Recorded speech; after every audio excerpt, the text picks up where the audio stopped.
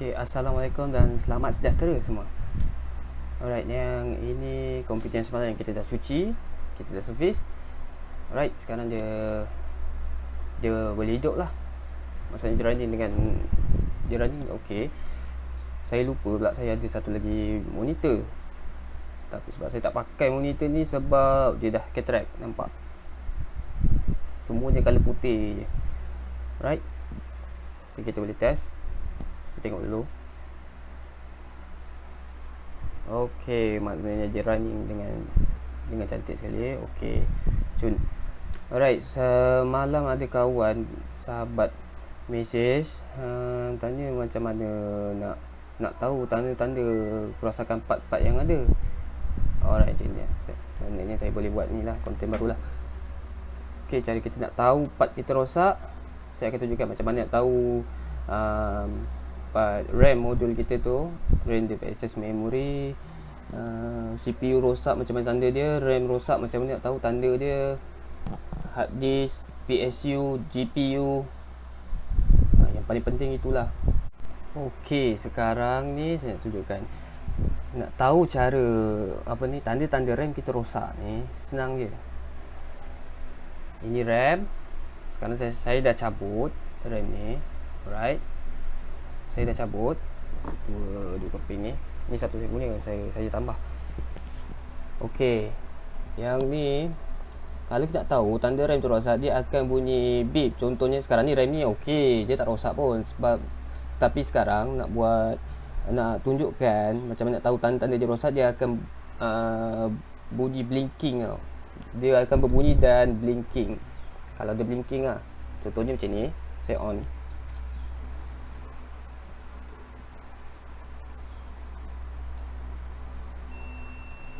Okey, boleh dengar tak? Alright. Itu tandanya RAM rosak ataupun tak ada RAM lah, senang cerita. Okey, offkan switch. So kalau RAM tu rosak, kita pasang RAM ni. Contohnya dekat slot A lah yang pertama. Yang ni ke? Oh, bukan yang ni. Yang ni slot yang pertama. Sekarang ni single channel tau. Yang ni single channel. Kalau dual channel, dia ada 4. Dia ada 4 slot. Yang biru ni dia ada 4. Dia biru dengan hitam atau putih hitam. Yang tu dual channel. Yang ni single channel lah. Senang. Okey. Kalau kita pasang di slot yang pertama, dia still berbunyi juga. Kita akan cara nak nak bagi dia hidup, buka balik, pasang kat slot kedua. Tu satu juga cara untuk test sama ada RAM kita okey ke tak okey. Contohnya kalau RAM kita tak okey, kita pasang yang pertama, dia berbunyi, dia tak boleh hidup, dia akan beeping juga. Dan kita tutup balik, kita cabut, kita letak yang kedua, pun sama juga berbunyi. Alright, kalau dia berbunyi juga, sama ada RAM kita rosak atau slot ni yang rosak. Kalau slot ni yang rosak, dia ada cara juga nak tahu. Kadang-kadang dia okey sebenarnya, cuma dia ada habuk yang melekat dekat ruang-ruang kat dalam ni. Dia ada habuk melekat kat ruang kat tengah-tengah ni, yang dalam ni dia akan ada habuk. So cucilah pakai brush dulu kan. Tapi kalau dah buat juga tak mau juga, tengok dekat gold punya kontaktor ni. Tak nampak, tak fokus. Okey, yang gold ni, ambil pemadam, try gosok. Kita cuba gosok pemadam tu yang gold ni. Gosok je. Tapi yang penting yang gold ni jangan fokus lah. Jangan pegang dengan tangan lah, saya cerita. Yang gold ni, kalau saya tak pegang yang gold tu. Okey, try guna pemadam. Dah habis guna pemadam, letak balik dekat sana, dekat slot ni. Kalau still tak mau juga, memang confirm lah RAM tu rosak. Kalau ada RAM spare, cuba try. Okey, RAM pula dia ada dua jenis tau. Maksud saya bukan dua jenis, dia ada banyak jenis. Cuma yang perlu tahu sekarang ni, yang ni RAM DDR3 PC3 128. okey. Yang dekat hujung ni PC3 ni kena pastikan sama ada dia PC3 kosong je ke. Kalau dia ada PC3 lah, kosong je ke, atau dia ada huruf L. Kalau L, maksudnya komputer ni dia support DDR3L, low voltage. Low voltage tu dia power consumption dia tak kuat lah. Kalau dah memang dia support DDR3L,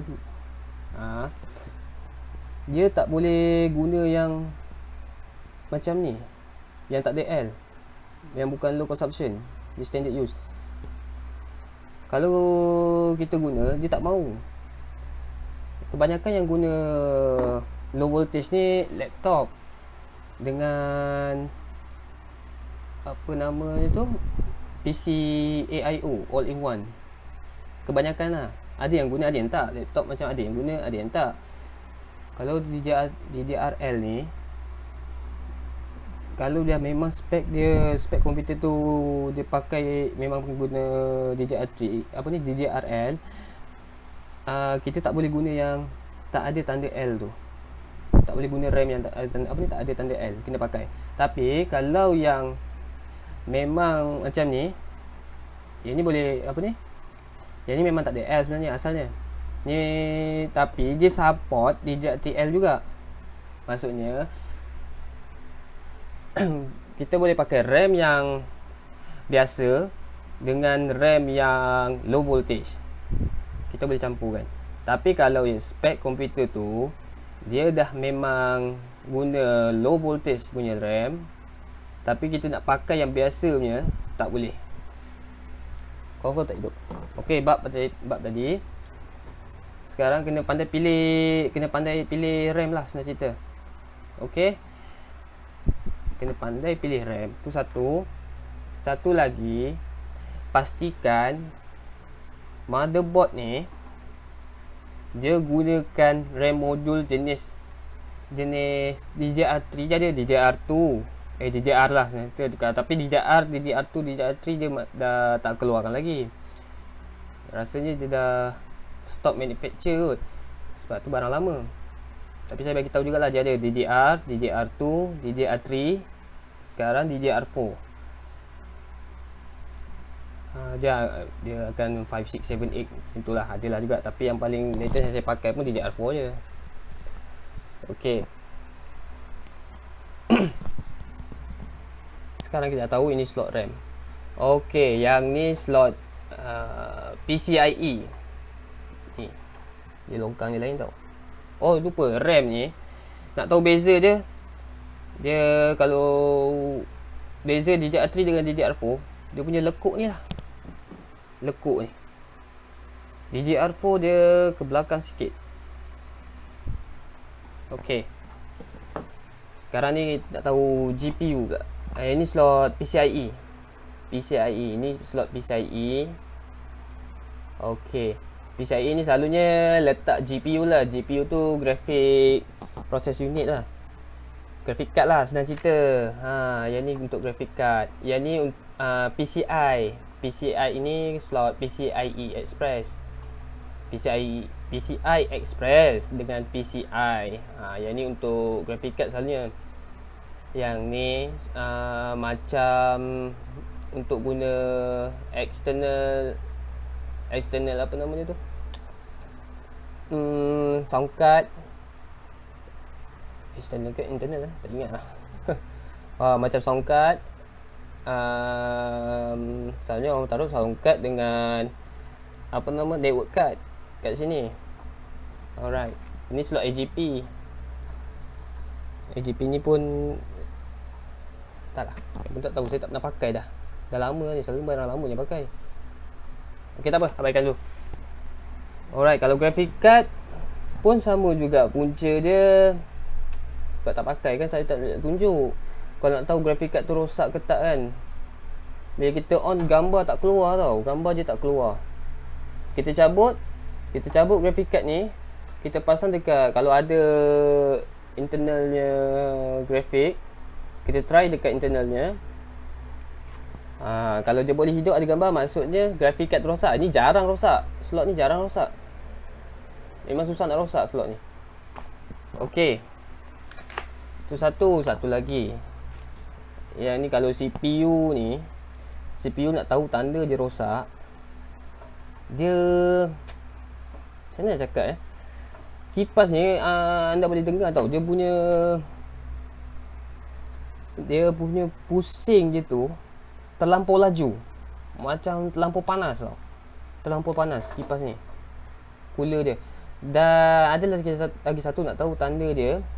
Kalau semua dah cantik, semua okey, semua dah pasang baiknya, RAM semua test semua dah okey, tiba-tiba tak mau. Dia tak mau hidup langsung. Dia akan restart je.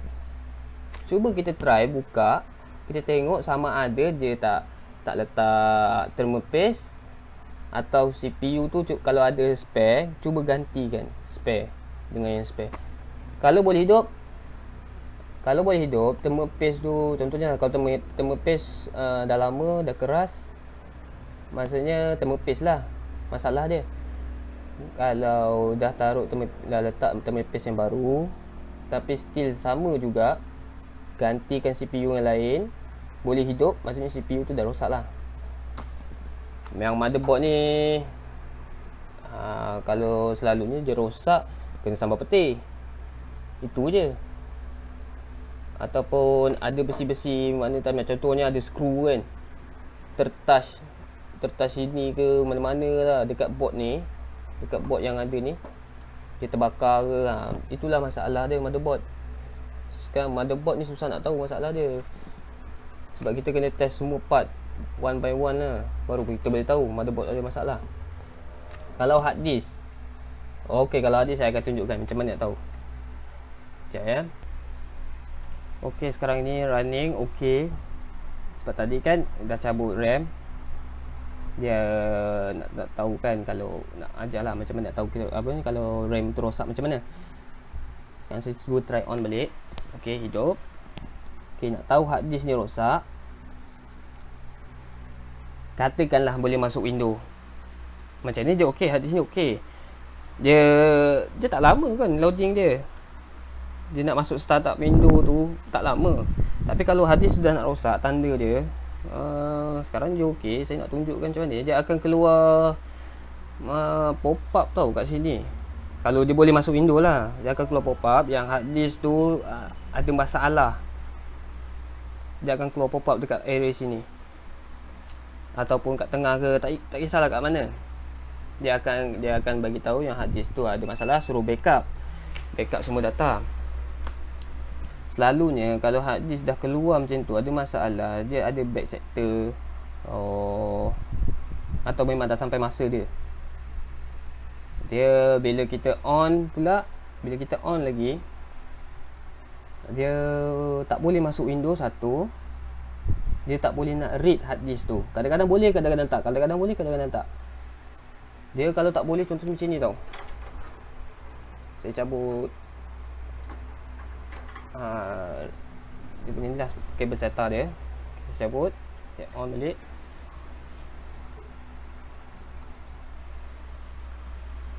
Bila betul-betul hard disk dah rosak, change jadi no boot disk has been detected, fail lah.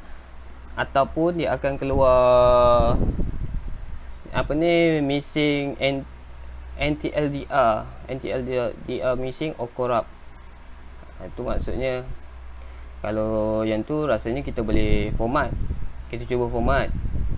Tapi still kalau kita format, kita nak install video baru tu, dia stuck juga, itu memang confirm lah hard disk tu rosak. Dan lagi satu, hard disk ni akan ada bunyi tick. Dia akan sentiasa bunyi tick. Kadang-kadang dekat area sini dia akan panas. Kalau sini, area sini dia akan cepat panas. Maksudnya memang confirm lah kita kena tukar hard disk. Nak buat macam mana? Alah, hard disk pun tak mahal pun. Okey, sekarang kita off. Kita nak tahu PSU ni, power supply unit. Okey, yang ni